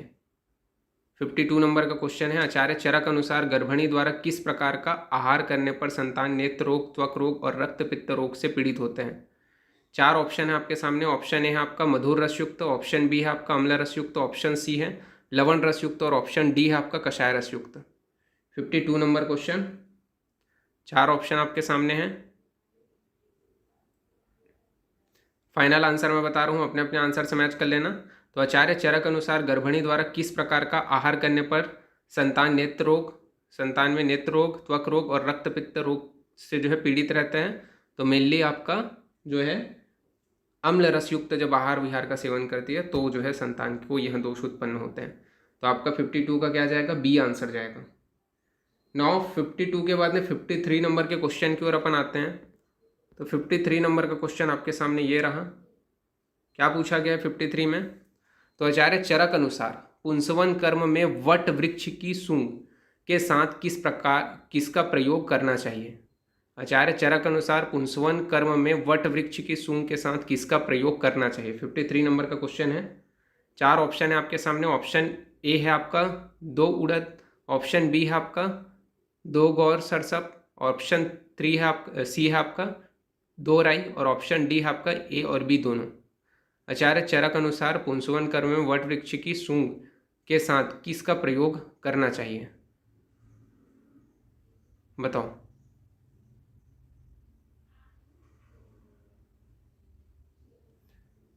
फाइनल आंसर मैं बता रहा हूँ, अपना अपना आंसर मैच कर लेना। तो 2 उड़द और 2 गौर सरसप, यह आंसर जाएगा आपका। तो 53 का आपका डी आंसर जाएगा। नाउ 54 नंबर के क्वेश्चन की ओर अपन आते हैं। तो 54 नंबर का जो क्वेश्चन है वो आपके सामने ये रहा। क्या बोला गया 54 नंबर के क्वेश्चन में? तो आचार्य चरक के अनुसार शूद्र स्त्री द्वारा इच्छा अनुसार पुत्र प्राप्ति के लिए क्या विधान है? तो शूद्र स्त्री, आचार्य चरक अनुसार शूद्र स्त्री द्वारा इच्छा अनुसार पुत्र प्राप्ति के लिए क्या विधान है? 4 ऑप्शन है आपके सामने। ऑप्शन ए है सभी के समान हवन, ऑप्शन बी है स्वयं द्वारा ही हवन, स्वयं द्वारा किया गया हवन, और ऑप्शन सी है आपका वैश्य समान हवन, और ऑप्शन डी है देवता अग्नि गुरु को नमस्कार मात्र। 54 का आंसर बताओ आप लोग। तो 54 का आंसर है, फाइनल आंसर मैं बता रहा हूं। तो 54 का आपका आंसर है। क्या बोला गया? आचार्य चरक अनुसार शूद्र स्त्री द्वारा इच्छा अनुसार पुत्र प्राप्ति के लिए देवता अग्नि गुरु को नमस्कार मात्र करना चाहिए। तो 54 का आपका आंसर जाएगा डी। नाउ 56 नंबर के क्वेश्चन की ओर अपन 55 नंबर के क्वेश्चन की ओर अपन आते हैं। मैच करते चलो अपने अपने आंसर। तो 55 नंबर का क्वेश्चन ये रहा। किस प्रकार के नख वाले शिशु दीर्घायु माना जाता है? आचार्य चरक अनुसार किस प्रकार के नख वाले शिशु दीर्घायु माना जाता है? ऑप्शन ए है आपका रक्तवर्णी व ऊपर की ओर उठे हुए, ऑप्शन बी है ताम्रवर्णी व ऊपर की ओर उठे हुए, ऑप्शन सी है रक्तवर्णी व समतल, और ऑप्शन डी है आपका ताम्रवर्णी व समतल। 55 नंबर का क्वेश्चन का आंसर आप लोग देखो। फाइनल आंसर कर लिए? मैं आंसर बता रहा हूँ, अपना अपना सही आंसर बता रहा हूँ, उसके साथ मैच कर लेना। तो आपका बोला गया है कि ताम्रवर्णी व ऊपर की ओर उठे हुए जो नख वाले जो संतान होता है, इस प्रकार का जो संतान होता है वो दीर्घायु प्राप्त करते हैं। तो ये आपका आंसर जाएगा बी 55 का। 56 नंबर के क्वेश्चन की ओर अब आते हैं। तो 56 नंबर का क्वेश्चन आपके सामने ये रहा। क्या बोला गया 56 नंबर के क्वेश्चन में? तो आचार्य चरक के अनुसार रजस्त्राव से किस दिन पर स्त्री को शरीर पर उबटन लगाने को कहा गया है? 56 नंबर का बोला गया है आचार्य चरक के अनुसार रजस्त्राव से किस दिन पर स्त्री को शरीर में उबटन लगाने को कहा गया है? ये 56 नंबर का क्वेश्चन है। 4 ऑप्शन है आपके सामने। ऑप्शन ए है तीसरे दिन, ऑप्शन बी है चौथे दिन, ऑप्शन सी है 10वें दिन, और ऑप्शन डी है रजस्त्राव आरंभ होते ही। 56 का आप लोग को आंसर देना है। फाइनल आंसर मैं बता रहा हूँ, अपने अपने आंसर से मैच कर लेना। तो आचार्य चरक अनुसार रजस्त्राव से किस दिन पर स्त्री को शरीर पर उपटन लगाने को कहा गया है? तो रजस्त्राव से चौथे दिन पर मेनली शरीर पर उपटन लगाने को बोला गया है। तो बी आंसर जाएगा 56 का। नाउ नेक्स्ट क्वेश्चन की ओर अपन आगे बढ़ते हैं। 56 के बाद में 57 नंबर का क्वेश्चन आपके सामने मैं प्लॉट कर रहा हूँ। मैच करते चलो सही सही आंसर जो मैं बताते जा रहा हूँ अपने अपने आंसर दे करके। तो 57 नंबर का क्वेश्चन आपके सामने ये रहा। क्या बोला गया है? जो गर्भिणी निरंतर लवण रस का प्रयोग करती है उसकी संतान किस रोग से ग्रसित हो जाती है? अगेन क्वेश्चन समझो 57 नंबर का। जो गर्भिणी निरंतर लवण रस का प्रयोग करती है उसकी संतान किस रोग से ग्रसित हो जाती है? ऑप्शन ए है आपका वली, ऑप्शन बी है पलित, ऑप्शन ए है वालिद, ऑप्शन बी है पालित, ऑप्शन सी है खालिद और ऑप्शन डी है उपरोक्त सभी। 57 नंबर का क्वेश्चन है। फाइनल आंसर पुटअप कर लिया। अब मैं फाइनल आंसर बता रहा हूँ, अपने अपने आंसर से मैच करना। तो जो गर्भिणी निरंतर लवण रस का प्रयोग करती है उसकी संतान वालित्य, पालित्य और खालित्य तीनों रोग से जो है ग्रसित होती है। तो आंसर क्या जाएगा आपका? डी आंसर जाएगा, 56 का आपका डी। नाउ 58 नंबर के क्वेश्चन की ओर अपन आते हैं। तो 58 नंबर का क्वेश्चन आपके सामने ये रहा। क्या पूछा गया है 58 नंबर के क्वेश्चन में? तो यहाँ पे बोला गया है किस स्त्री की संतान अनहग्रस्त हो सकती है। 58 नंबर का क्वेश्चन है किस स्त्री की संतान अनहग्रस्त हो सकती है। ऑप्शन ए है आपका कटु नित्य, ऑप्शन बी है आपका तिक्त नित्य, ऑप्शन सी है कषाय नित्य और ऑप्शन डी है लवण नित्य। 58 नंबर का क्वेश्चन का आंसर देना है आप लोगों को। कटु नित्य, तिक्त नित्य, कषाय नित्य, लवण नित्य। फाइनल आंसर बता रहा हूँ। तो किस स्त्री की संतान अनह से ग्रस्त हो सकती है? तो आंसर है आपका कटु नित्य, आंसर जाएगा सी, 58 का आपका सी। नाउ 59 नंबर के क्वेश्चन की ओर अपन आते हैं। तो 59 नंबर का जो क्वेश्चन है वो आपके सामने ये रहा। क्या बोला गया है? चरक अनुसार जात मात्रा में नाल छेदन नाभि से कितनी दूरी पर करना चाहिए। 59 नंबर का क्वेश्चन है चरक अनुसार जात मात्रा में नाल छेदन नाभि से कितनी दूरी पर करनी चाहिए। ऑप्शन ए है आपका 12 उंगली, ऑप्शन बी है आपका 6 अंगुल, ऑप्शन सी है आपका 8 अंगुल और ऑप्शन डी है आपका 10 अंगुल। 59 नंबर का आंसर देना है आप लोगों को। फाइनल आंसर बता रहा हूँ, अपने अपने आंसर से मैच करना है। 59 नंबर। तो चरक अनुसार जात मात्रा में नाल छेदन नाभि से कितनी दूरी पे करना चाहिए? तो नाल छेदन की जो दूरी है वो 8 अंगुल बताएगी। आंसर जाएगा आपका सी, 59 का। नाउ 60 नंबर के क्वेश्चन की ओर अपन आते हैं। तो 60 नंबर का जो क्वेश्चन है वो आपके सामने ये रहा। क्या बोला गया 60 नंबर के क्वेश्चन में? तो नाभिनाल कर्तनजन्य विकार में विशेषतः निम्न दोष नाशक चिकित्सा करनी चाहिए। 60 क्वेश्चन है। नाभिनाल कर्तनजन्य विकार में विशेषतः कौन सी चिकित्सा करना है, कौन से दोषनाशक चिकित्सा करना है। ऑप्शन ए है आपका वात पित्तनाशक, ऑप्शन बी है आपका वात कफनाशक, ऑप्शन सी है आपका कफ पित्तनाशक और ऑप्शन डी है आपका त्रिदोष। 61 का आंसर, 60 का आंसर बताओ। फाइनल आंसर मैं बता रहा हूँ, अपने अपने आंसर से मैच करना। तो नाभिनाल कर्तनजन्य विकार में विशेषतः कौन सा दोषनाशक चिकित्सा करना है? तो वात पित्त दोषनाशक चिकित्सा करना है। तो 60 का आपका आंसर जाएगा ए। नाउ नेक्स्ट क्वेश्चन की ओर अपन आगे बढ़ते हैं। तो 61 नंबर का जो क्वेश्चन है वो मैं आपके सामने प्लॉट कर रहा हूँ। तो 61 नंबर का जो क्वेश्चन है वो आपके सामने ये रहा। क्या बोला गया 61 नंबर के क्वेश्चन में? तो चरक अनुसार कृष्ण वर्ण की उत्पत्ति किससे होती है? आचार्य चरक अनुसार 61 नंबर का क्वेश्चन है कृष्ण वर्ण की उत्पत्ति किससे होती है। ऑप्शन ए है तेज प्लस जल, ऑप्शन बी है तेज पृथ्वी आकाश, ऑप्शन सी है वायु पृथ्वी तेज, ऑप्शन डी है तेज और वायु। 61 नंबर का क्वेश्चन का आंसर देना है आप लोगों को। नाउ फाइनल आंसर मैं बता रहा हूँ, अपने अपने आंसर से मैच कर लेना। तो बोला गया है कृष्ण वर्ण की जो उत्पत्ति होती है वो किससे होती है? तो मेनली आपका वायु पृथ्वी और तेज ये मिलकर के क्या है कृष्ण वर्ण की उत्पत्ति करते हैं। तो आंसर क्या जाएगा आपका? सी ए जाएगा यहाँ पे आंसर 61 का। नाउ 62 नंबर के क्वेश्चन की ओर अपन आगे बढ़ते हैं। तो 62 नंबर का क्वेश्चन आपके सामने ये रहा। चरक अनुसार सूतिका स्वस्थ ऋतु का समय है। चरक अनुसार सूतिका स्वस्थ ऋतु का समय है, ये क्वेश्चन पूछा गया 62। ऑप्शन है आपका 7 डेज, ऑप्शन बी है आपका 15 डेज, ऑप्शन सी है 30 डेज और ऑप्शन डी है आपको 45 डेज। फाइनल आंसर बताओ। नाउ फाइनल आंसर मैं बता रहा हूँ, अपने अपने आंसर से मैच करना। 62 का चरक अनुसार सूतिका स्वस्थ ऋतु का समय होता है कितने दिन का? तो 7 डेज का होता है चरक अनुसार, 7 दिन बताए गए हैं। तो 62 का आपका आंसर जाएगा ए। नाउ नेक्स्ट क्वेश्चन की ओर अपन आगे बढ़ते हैं, अपने अपने आंसर मैच करते चलो। तो यहाँ पे 63 नंबर का क्वेश्चन यहाँ पे बोला गया है। क्या पूछा गया 63 नंबर के क्वेश्चन में? आचार्य चरक अनुसार अव्यपन्न शुक्र प्राप्ति के लिए पुरुष को शरीर शुद्धि के बाद क्या करने को कहा गया है।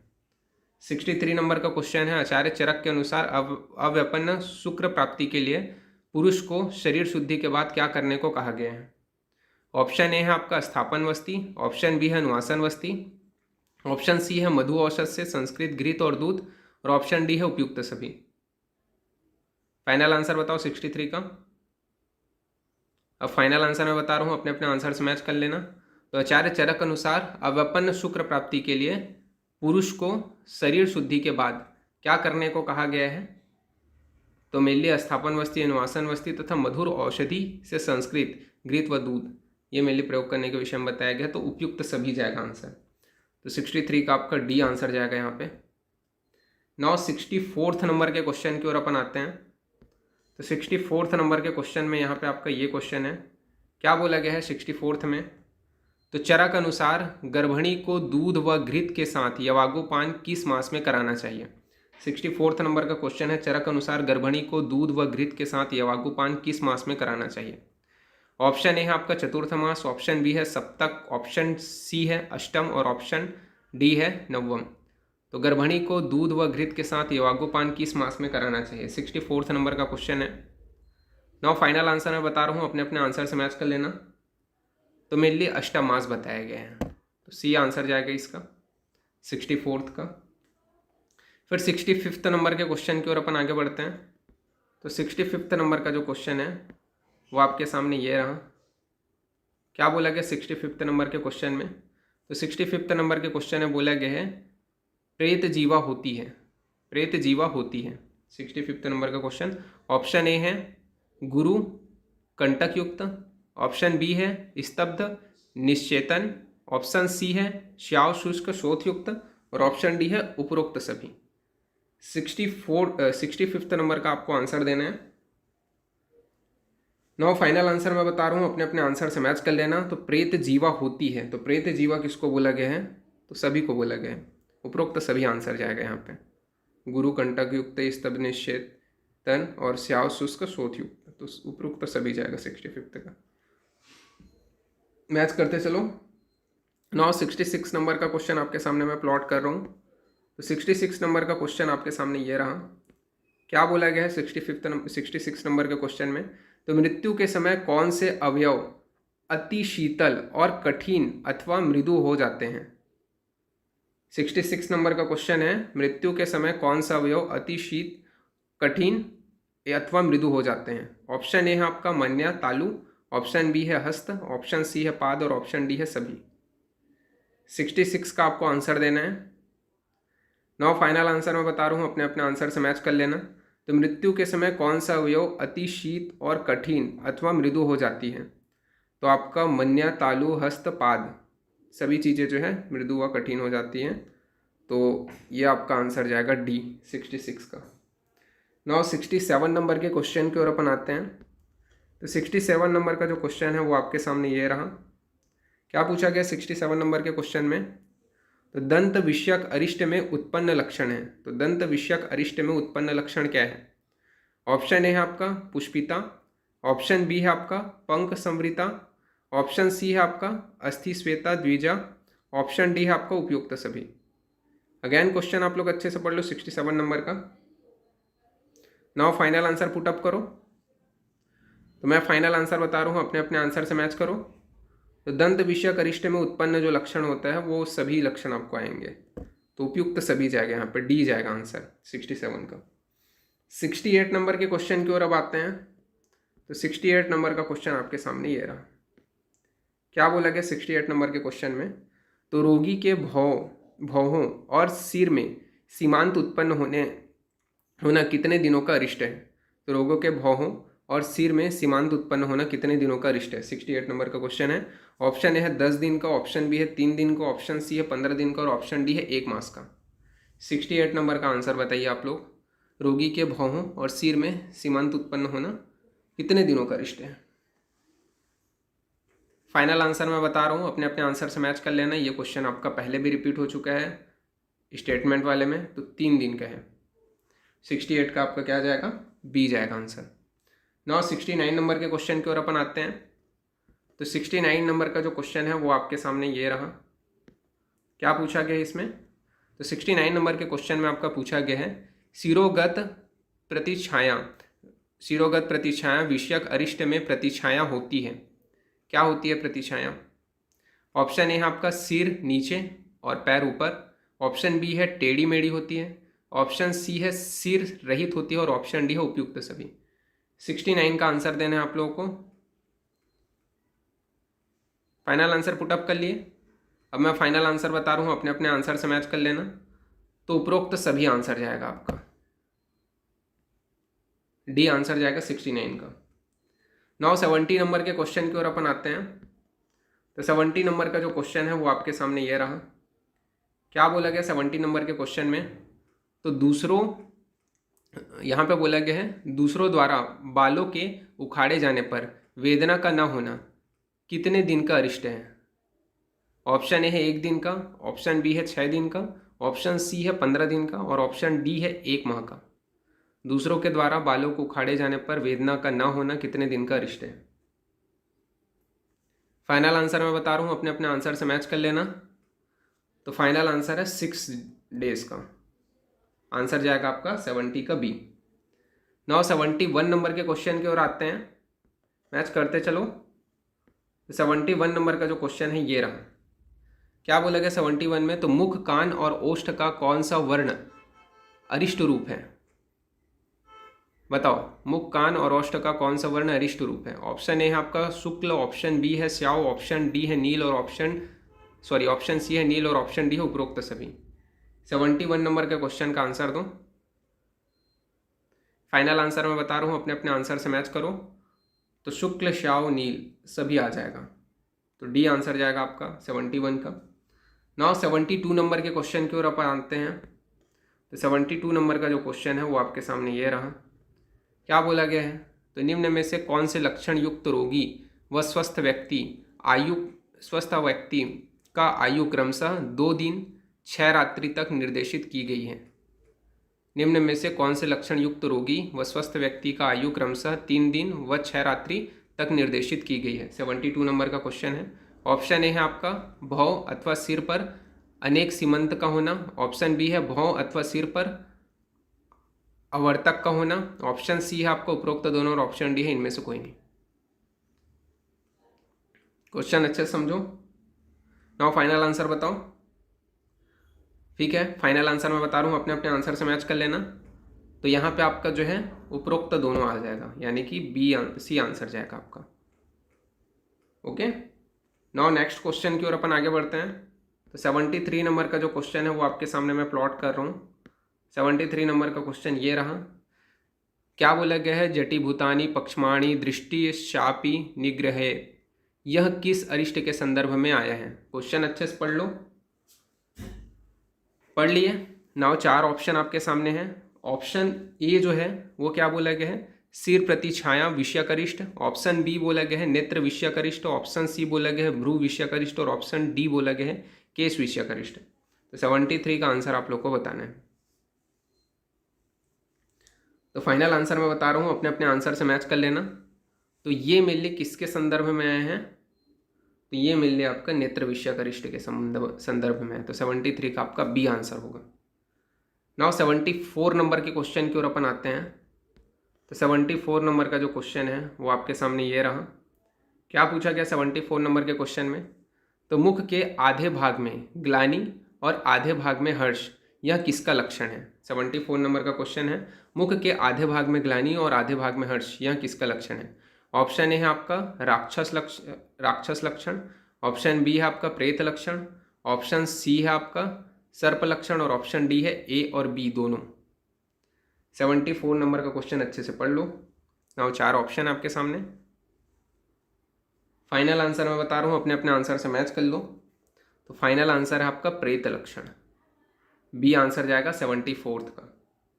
नहीं, 75 नंबर के क्वेश्चन की ओर अपन आगे बढ़ते हैं। 75 नंबर का क्वेश्चन आपके सामने मैं प्लॉट कर रहा हूँ और वो क्वेश्चन रहा ये। क्या बोला गया है? तू स यस्य उपलभ्यते निमित्ते यथोक्ता, किसके संदर्भ में आए हैं? किसके संदर्भ में आए हैं आपके? 4 ऑप्शन है आपका। ऑप्शन ए है, तो ऑप्शन ए है आपका प्रत्यात्म नियता, ऑप्शन बी है आपका लक्षण निमित्ता, ऑप्शन सी है आपका लक्ष्य निमित्त और ऑप्शन डी है निमित्तानुरूप। क्वेश्चन अच्छा समझो। 75। नो फाइनल आंसर दो। तो मैं फाइनल आंसर बता रहा हूँ। तो ये किसके लिए है? तुषा यस्य उपलभ्यते निमित्ते यथोक्ता। तो ये मेरे लिए आपका लक्ष्य निमित्त के लिए है। आंसर जाएगा सी 75 का। नो नेक्स्ट क्वेश्चन की ओर अपन आगे बढ़ते हैं। तो 75 के बाद में 76 नंबर के क्वेश्चन की ओर अपन आगे बढ़ते हैं। तो 76 नंबर का क्वेश्चन आपके सामने ये रहा। क्या बोला गया 76 नंबर के क्वेश्चन में? तो इंद्रिय स्थान में वर्णित विषय कौन से हैं? तो इंद्रिय स्थान में वर्णित जो विषय है वो कौन से हैं, ये आपको आंसर देना है। ऑप्शन ए आपका वर्ण स्वर गंध, ऑप्शन बी है स्वप्न दर्शन, ऑप्शन बी है स्वप्न दर्शन, और ऑप्शन सी है आपका भेषज विकार युक्ति, और ऑप्शन डी है आपका उपयुक्त सभी। 76 का आंसर देना है आप लोगों को। इंद्रिय स्थान में वर्णित विषय कौन से हैं? तो भेषज विकार युक्ति, स्वप्न दर्शन, स्वर, वर्ण, गंध। फाइनल आंसर बता रहा हूँ, अपने अपने आंसर से मैच कर लेना। तो उपयुक्त सभी जाएगा यहाँ पे, डी आंसर जाएगा 76 का। फिर नेक्स्ट क्वेश्चन आपके सामने मैं प्लॉट कर रहा हूँ, that is 77 number question. 77 number question ये रहा।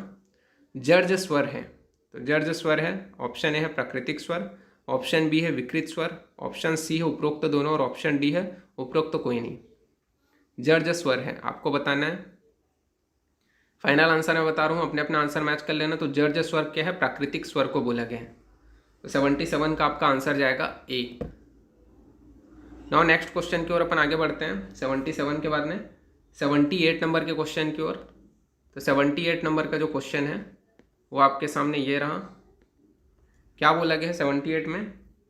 तो यहाँ पे आपका बोला गया है इंद्रिय स्थान अनुसार विकृति के भेद हैं। इंद्रिय स्थान अनुसार विकृति के भेद हैं। 78 नंबर का क्वेश्चन है। ऑप्शन ए है आपका 2, ऑप्शन बी है आपका 3, ऑप्शन सी है आपका 4, और ऑप्शन डी है उपरोक्त में से कोई नहीं। 78 नंबर का क्वेश्चन आप लोग देखो जल्दी।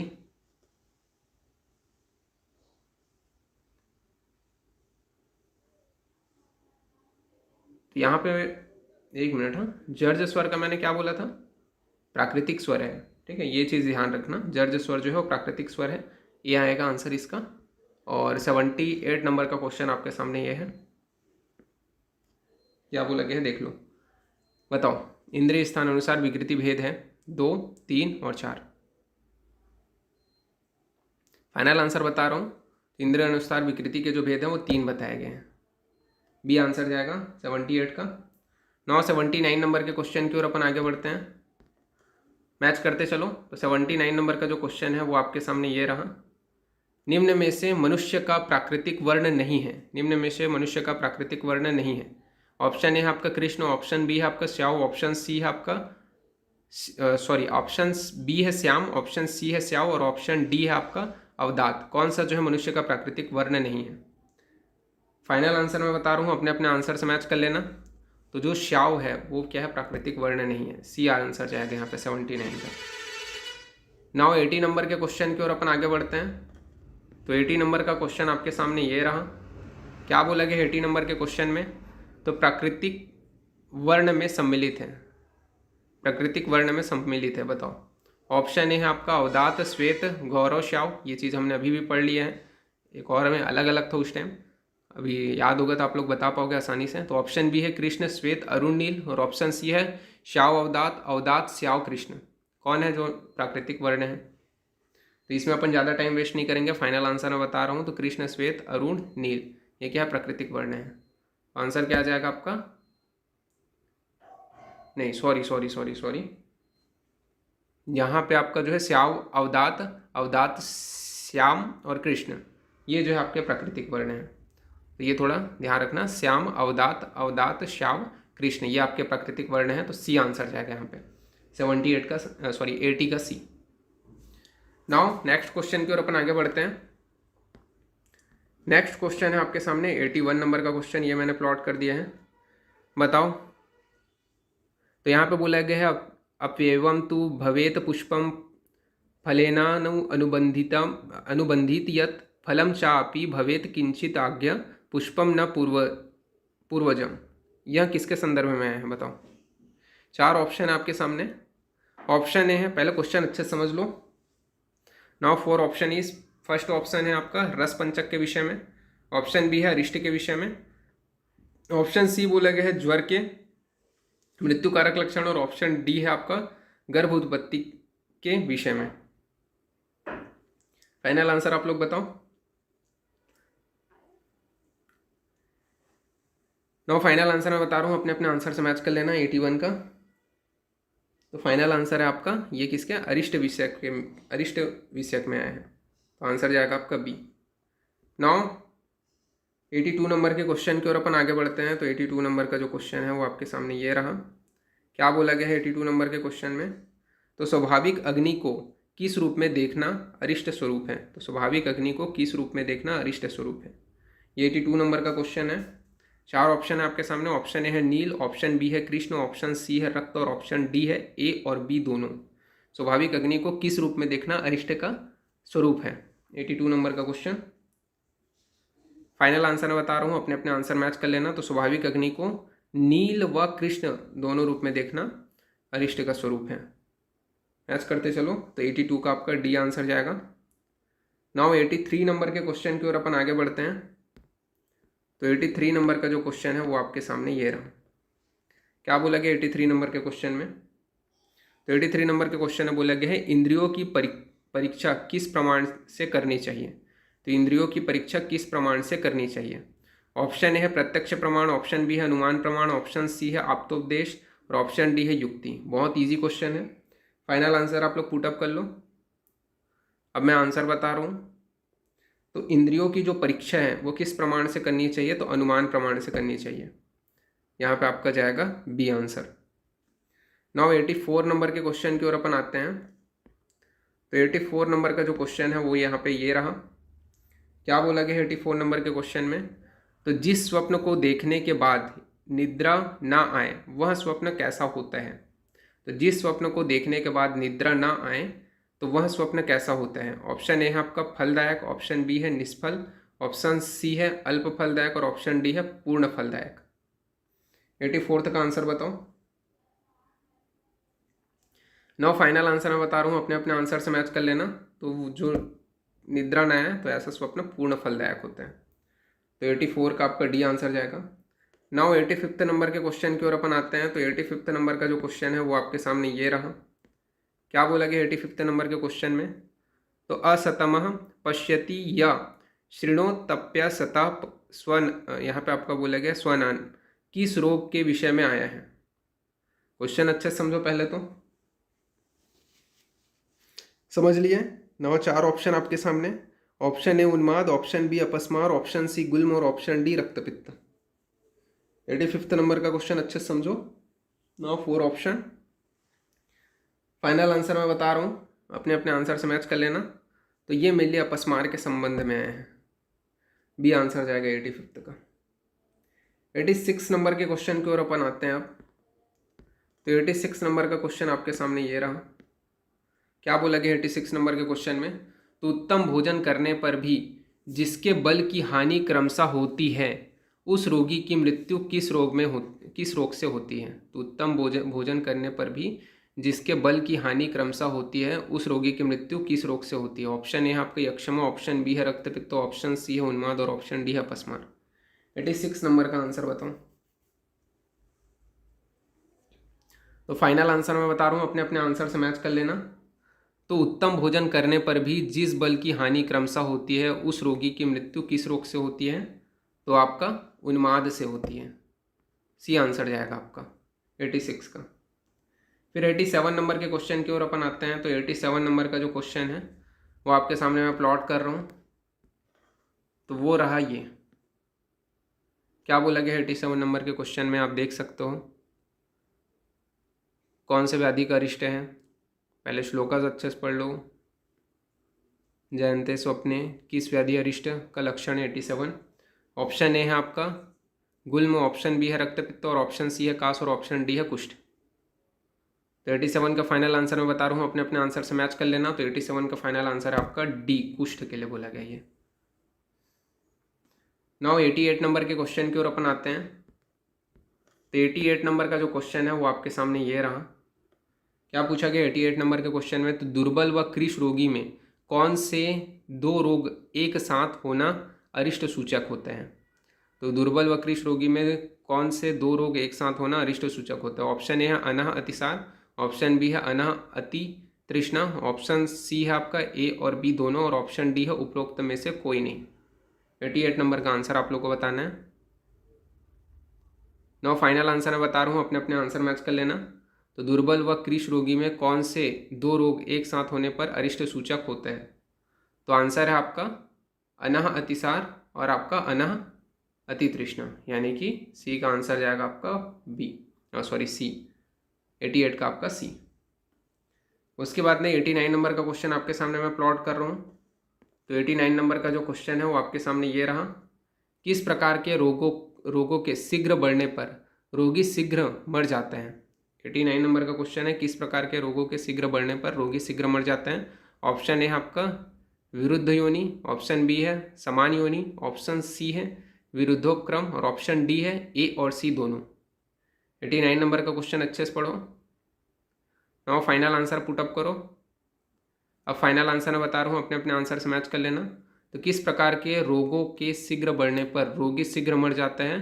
तो विरुद्ध योनि और आपका विरुद्धोपक्रम, यानी कि डी आंसर जाएगा यहाँ पे, 89 का आपका डी। 90 नंबर के क्वेश्चन की ओर अब आते हैं। तो 90 नंबर का जो क्वेश्चन है वो आपके सामने ये रहा। बताओ, बलम च हीयते शीघ्रम तृष्णा च अपि प्रवर्धते चायते हृदय शूलम च तम भीषकम, यह किसके संदर्भ में है? ऑप्शन ए है याप्य रोग, ऑप्शन बी है कृच्छ साध्य रोग, ऑप्शन सी है अचिकित्सकीय रोग, और ऑप्शन डी है बी और सी दोनों। बताओ इसका आंसर।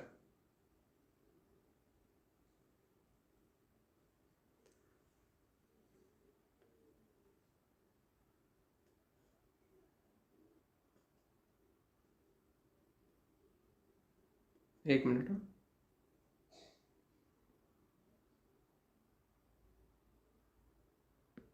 हाँ बताओ, चलो फाइनल आंसर मैं बता रहा हूँ, अपने अपने आंसर मैच कर लेना। तो 90 का आपका है अचिकित्सकीय रोग के लिए आया है। ये किसके लिए है? अचिकित्सकीय रोग के लिए आया है, सी आंसर जाएगा इसका। नाउ नेक्स्ट क्वेश्चन की ओर अपन आगे बढ़ते हैं। तो 91 नंबर के क्वेश्चन की ओर अपन आते हैं। 91 नंबर का क्वेश्चन आपका बोला गया है, न तस्मै भेषजम दज्ञात स्मरण्य त्रय, यहाँ पे आपका बोला गया स्मरण्य त्रय शासनम, यह किस रोग के विषय में आया है? ऑप्शन ए है आपका हिक्का, ऑप्शन बी है अतिसार, ऑप्शन सी है ज्वर, और ऑप्शन डी है ए और बी दोनों। 91 नंबर का आपको आंसर देना है। क्वेश्चन समझ लिए? नाउ आंसर, फाइनल आंसर मैं बता रहा हूँ, अपने अपने आंसर मैच करना। तो ये मिल लिया आपका हिक्का और अतिसार दोनों के लिए आया है, तो आंसर जाएगा आपका डी 91 का। 92 नंबर के क्वेश्चन की ओर अब आते हैं। तो 92 नंबर का जो क्वेश्चन है वो आपके सामने ये रहा। क्या बोला गया है? तो डैश छाया रुक्ष श्याव अरुण वड़ी एवं प्रभाव रहित होती है। तो बताओ, डैश छाया रुक्ष श्याव अरुण वर्णी एवं प्रभाव रहित होती है। ऑप्शन ए है आपका आग्नेय, ऑप्शन बी है वायवीय, ऑप्शन सी है अम्भाषी, और ऑप्शन डी है नाभाषी। 92 नंबर का आंसर बताओ। नो फाइनल आंसर मैं बता रहा हूँ, अपने अपने आंसर से मैच कर लेना। तो वायवीय होती है, बी आंसर जाएगा 92 का। नाउ नेक्स्ट क्वेश्चन की ओर अपन आगे बढ़ते हैं। तो 93 नंबर का जो क्वेश्चन है वो मैं आपके सामने प्लॉट कर रहा हूँ। दैट इज ये है, निम्न में से शुभ फल देने वाली छाया नहीं है। कौन सा जो है शुभ फल देने वाली छाया नहीं है? तो ऑप्शन ए है आपका अम्बसी, ऑप्शन बी है आपका वायवी, ऑप्शन सी है नभसी, और ऑप्शन डी है आग्नेयी। बताओ 93 का। इजी है, फाइनल आंसर मैं बता रहा हूँ, अपने अपने आंसर से मैच कर लेना। तो शुभ फल देने वाली छाया नहीं है, तो वायवीय को बोला गया है, बी आंसर जाएगा इसका। 93 के बाद में 94 नंबर के क्वेश्चन की ओर अपन आगे बढ़ते हैं।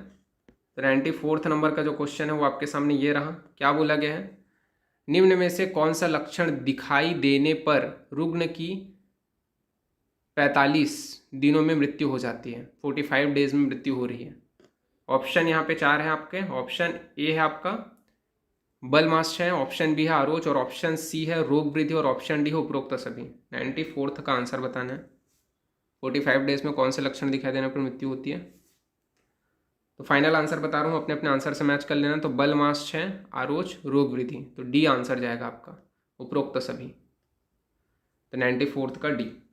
नाउ 95th नंबर के क्वेश्चन की ओर अपन आगे बढ़ते हैं। तो 95th नंबर का जो क्वेश्चन है वो आपके सामने ये रहा। क्या पूछा गया 95th नंबर के क्वेश्चन में? तो यहाँ पे बोला गया है, निम्न में से किन व्याधियों में मांस बल क्षय होने पर रुग्ण अचिकित्सकीय है? तो निम्न में से किन व्याधियों में मांस बल क्षय होने पर रुग्ण अचिकित्सकीय है? ऑप्शन ए है आपका वात व्याधि, ऑप्शन ए है वात व्याधि राज्यक्षमा, ऑप्शन बी है सोप उदर गुल्म, और ऑप्शन सी है मधुमेह कुष्ठ अपस्मार, और ऑप्शन डी है उपरोक्त सभी। फाइनल आंसर बताओ जल्दी से। फाइनल आंसर बता रहा हूँ तो उपयुक्त सभी जाएगा, इसमें मैच करते चलो। और 96 नंबर के क्वेश्चन की ओर अपन आगे आते हैं। 96 नंबर का क्वेश्चन आपके सामने ये रहा। क्या बोला गया 96 नंबर के क्वेश्चन में? तो निम्न में से किसका जल में डूबना रोगी के अंतकाल का सूचक है? निम्न में से किसका जल में डूबना रोगी के अंतकाल का सूचक है? ऑप्शन ए है आपका निष्ठीवन, ऑप्शन बी है मल, ऑप्शन सी है शुक्र, और ऑप्शन डी है उपयुक्त सभी। 96 का आंसर बताना है आप लोगों को। फाइनल आंसर बता रहा हूं, तो निष्ठीवन मल शुक्र तीनों का जल में डूबना क्या है? मृत्युकाल का सूचक है। आंसर क्या जाएगा आपका? सॉरी, अंतकाल का सूचक है, सॉरी अंतकाल का सूचक है, तो आपका उपयुक्त सभी जाएगा यहाँ पे। तो 96 का आपका डी आंसर जाएगा। नाउ नेक्स्ट क्वेश्चन की ओर अपन आगे बढ़ते हैं। रेफरेंस आप लोग चेक कर सकते हो, 9/18 का है। तो यहाँ पे आपका 97 नंबर का क्वेश्चन है, तृष्णा के साथ किस शोथ से पीड़ित रोगी की जीवन लीला शीघ्र नष्ट हो जाती है? ऑप्शन ए है वातशोथ, ऑप्शन बी है पित्तशोथ, ऑप्शन सी है कफशोथ, और ऑप्शन डी है सन्निपातशोथ। 97 नंबर का क्वेश्चन अच्छे से पढ़ो पहले। Now 4 option. फाइनल आंसर मैं बता रहा हूँ, अपने अपने आंसर से मैच कर लेना। तो मेनली वातशोथ इसके लिए जाएगा, तो 97 का ए। नाउ 98 नंबर के क्वेश्चन की ओर अपन आते हैं। तो 98 नंबर का जो क्वेश्चन है वो आपके सामने ये रहा। किन व्याधि से एक ही समय में आक्रांत होना सद्य मारक माना जाता है? तो किन व्याधियों से एक ही समय में आक्रांत होना सद्य मारक माना जाता है? ऑप्शन ए है तृष्णा श्वास, ऑप्शन बी है शिरोरोग मोह, ऑप्शन बी है दौर्बल्य अतिसार कुंजन, और ऑप्शन डी है उपरोक्त सभी।